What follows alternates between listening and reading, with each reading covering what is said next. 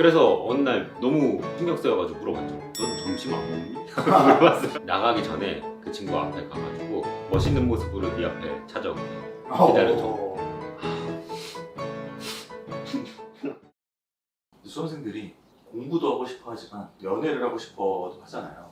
네. 연애를 하는 거 괜찮을까요?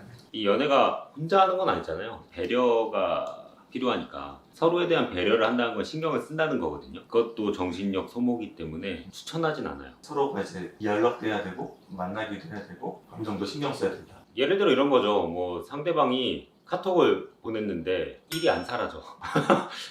엄청 신경 쓰이는 거죠. 그리고 같은 재수학원인데 저희가 되게 사랑하는 그 사람이 다른 남자랑 대화하고 있어. 하하호호 하고 있어. 그러면 또 엄청 신경 쓰겠죠. 요즘 연애는 좀 하지 않는 게 좋다. 그쵸. 연애는 그래서들 이제 추천하지 않는 거죠. 반면에 짝사랑 같은 경우는 좀 도움이 될 수도 있다라고 생각을 해요. 아, 연애보다 짝사랑이 도움이 된다. 네네. 될 수 있다. 이 짝사랑도 뭐 쉽게 얘기하면 그냥 멋있어 보이고 싶은 거예요. 상대방한테 일단은 멋있어 보여야 되니까 그럼 수험생한테 멋있는 모습은 뭘까? 결국은 공부 잘 하는 거잖아요. 반대로 이제 제일 한심한 건 뭘까 하면 맨날 그냥 엎어져가지고 이렇게 막 잔다 라고 하면 쟤는 대체 학원비 내고 왜 여기 앉아있을까? 라는 생각이 들잖아요. 그러니까 졸릴 때도 내가 못난 모습 보이고 싶지 않다라는 생각 때문에 한 번 더 좀 참게 되고 그런 면은 좀 있죠. 굉장히 구체적으로 이거 짝사랑의 장점 말씀해 주셨는데 혹시 경험해 보신 적 있으신가요? 이런 거를? 예리하시네요. 언제죠?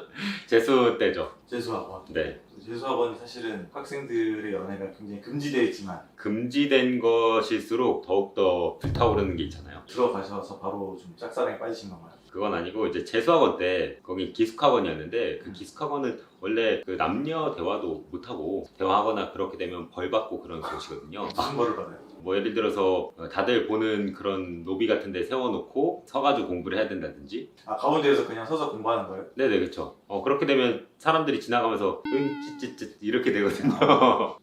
그런 식으로 공개적으로 망신을 주는 거죠. 그런 환경에서 어떤 마음으로 이제 있으셨던 거예요? 저는 전혀 애초에 이제 누군가랑 뭐 거기서 연애를 한다 뭐 이런 생각 자체가 되게 한심한 사람이라 생각을 했어요. 그래가지고 저는 여자한테 전혀 관심 갖지 않았죠. 선생님 진짜 그 재수학원에서 각성하셔서 이제 공부를 팍 하셨다고 했잖아요. 아, 네, 그쵸. 다른 데 신경 안 쓰셨을 것 같은데 재수학원 때는 제가 정말 이제 곰처럼 공부를 했죠. 그래서 다른 데 이제 신경 쓰지 않았었는데 제가 거의 제일 낮은 반이었었거든요.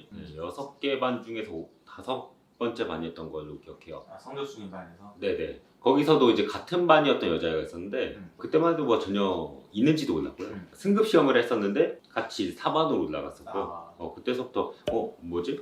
올라가네? 라는 생각이 들었고 그때도 신경이 안 썼어요. 아, 승급 시험을 계속 보는 거예요? 거기서 이제 모의고사 같은 거를 이제 뭐 매달 보잖아요. 그럼 그 모의고사 성적 가지고선 뭐 올라간다든지 몇 명 정도 올라갔어요 처음에? 그리 많지 않았던 걸로 기억해요. 근데 이제 나도 올라왔지만 평상시에는 잘 모르던 누군가가 같이 올라온 거죠. 제가 이제 2번째 반까지 올라갔거든요. 근데 그 친구도 똑같이 저랑 계속 올라와가지고 2번째 반까지 올라오더라고요. 그때서부터 신경 쓰였죠. 2번째 반서. 거기는 이제 그 둘밖에 없는 거죠. 거기다가 또 같은 경제 과목을 골랐었고 그래가지고 또 신경 쓰이기도 했죠. 왜냐면 이제 그 경제 과목 고른 사람이 적으니까 그렇게 되면 선택 과목 고른 사람들, 소수 고른 사람들은 그 소수가 이동을 해야 돼요. 그 반에서 듣고. 그래가지고 또 이동할 때 계속 마주칠 수밖에 없었죠. 대화는 못하지만 동선이 계속 겹치니까 신경이 쓰였죠. 그럼 언제 좀 약간 마음이 좀 싹트신 거예요? 제가 이제 그 재수할 때 그 당시에 부족함을 무지함을 인정한다 이게 굉장히 컸거든요. 근데 그거를 좀 극단적으로 가서 공부 절대량으로 이 학원의 톱이 되겠다라고 생각을 했어요. 그래서 순공부 시간 뭐 17시간 뭐 이렇게 찍었었는데 그러던 어느 날 제가 아침에 제일 먼저 와 있어야 되는데 그 친구가 먼저 와 있는 거예요. 점심시간에도 제가 제일 먼저 점심 먹고 돌아와 있어야 되는데 그 친구가 먼저 앉아 있는 거예요. 그래서 어느 날 너무 신경 쓰여가지고 물어봤죠. 넌 점심 안 먹니? 물어봤어요. 대화 안 된다면서요? 그때 또 한 6월쯤 되면 관리가 좀 소홀해져요. 그래가지고 그 정도 대화는 대놓고 CCTV에서 가가지고 대화하거나 그런 모습으로 보이지만 않으면 내가 제일 먼저 오고 제일 열심히 했는데 계속 나랑 같이 2반으로 올라온 애가 계속 나랑 같은 수준으로 공부를 하니까 네. 끌리신 거. 그쵸, 그 친구가 저를 견제한다는 느낌을 받았어요. 어떻게 견제해요? 아니 뭐 제가 제일 먼저 와 있어야 되는데 어느 날 자꾸 그 친구가 먼저 와 있는 거예요. 그러니까 신경이 좀 쓰였죠. 약간 좀 그 친구도 공부 절대량으로 저랑 승부를 보려는 그런 느낌이었어요. 그러다 보니까 약간 공부 시간으로 승부를 보기 시작했죠. 그리고 일과 끝날 때도 제가 제일 늦게 나가야 되는데 자꾸 안 나가는 거예요. 저는 오늘 할 거 다 했거든요. 다 했는데 안 가는 거예요.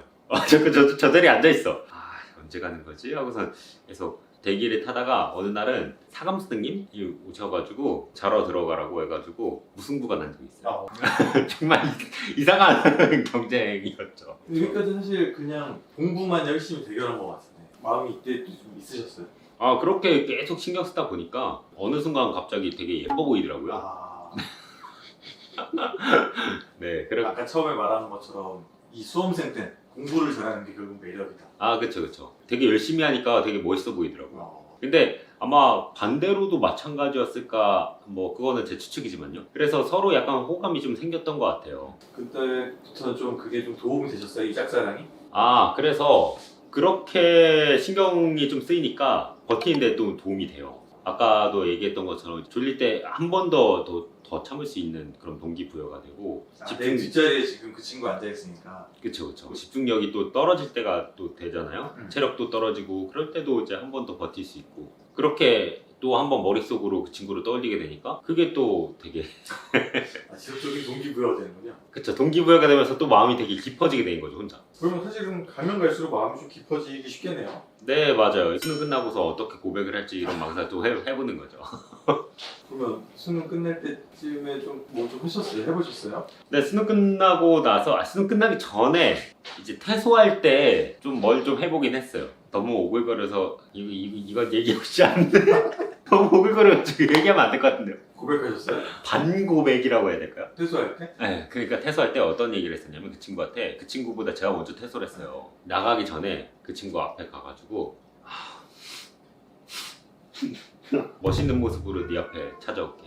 기다려줘. 라고 굉장히 진지하게 네. 그녀의 눈동자를 바라보면서 그렇게 얘기하고 나갔어요. 퇴소 짐 들고 이제 딱 네네. 첫 거의 대화 아닌 대화를 한 게 딱 그 멘트를 알려신 거예요. 그쵸. 그렇게 하고 그때 번호 따갔죠. 어? 그래서 번호는 받았어요. 걔가 이제 대답을 하지 않았는데 미소를 지었어요. 아, 그 말 듣고 네. 왜곡 아니에요? 그랬을 수도 있는데 그랬으면 카톡 안 받았겠죠. 받았구나. 네네. 그럼 이제 수능을 이제 보시고 그 글이 있었겠군요.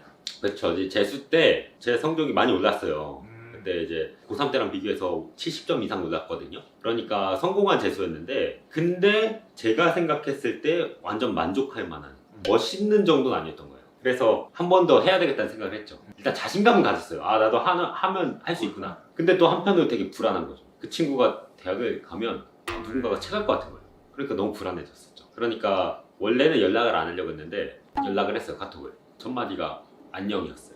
답장이 오더라고요. 그러니까 걔도 이제 안녕 이렇게 답장이 오더라고요. 그러고선 제가 그 당시까지만 해도 여자랑 대화를 한 적이 거의 없었어요. 여고 하면 뭔가 장미꽃 향기 나고 막 그런 느낌이었어요. 저 그 당시에 저한테 정말 다른 종족이라 생각했거든요. 그 카톡 하나 왔는데 막 등에 땀이 났어요. 이제 어떻게 해야 되나? 네, 그 다음에 어떻게 해야 되지? 그래서 엄청 당황을 했죠. 그러고선 카톡 조금 하다가 갑자기 제가 말을 막 끊었어요. 끊고선 갑자기 사라졌다가 그 다음날에 다시 또 안녕이라고 카톡을 했어요. 그런 거를 이제 계속 며칠 반복했죠. 그러니까 그때서부터 일이 안 사라지더라고요.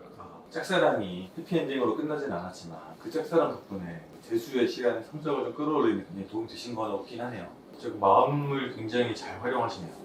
근데 이게 정말 제가 열등감이 많은 사람이라서 이게 가능했던 것도 사실이에요. 제가 그 당시에 제 모습을 생각해보면 잘난 게 전혀 하나도 없었고 열등감 가득하고 자존감도 되게 낮았어요. 그러다 보니까 약간 그 자존감이라든지 열등감을 채우기 위해서 그거를 외부에서 계속해서 끌어온 거 아닐까 라는 생각을 좀 해요. 마지막으로 선생님, 지금 마음이 생길랑 말랑 혹은 마음이 생긴 학생들에게 한마디 해주신다면? 마음이 생긴 건 어쩔 수 없어요. 커지는 것도 어쩔 수 없고요. 근데 그 마음을 공부에 대한 원동력으로 사용하면 어떨까? 그리고 그 마음을 표출하는 시점을 수능 뒤로 미루는 게 상대방에 대한 배려가 있는 멋있는 사람의 모습이 아닐까 생각을 해요.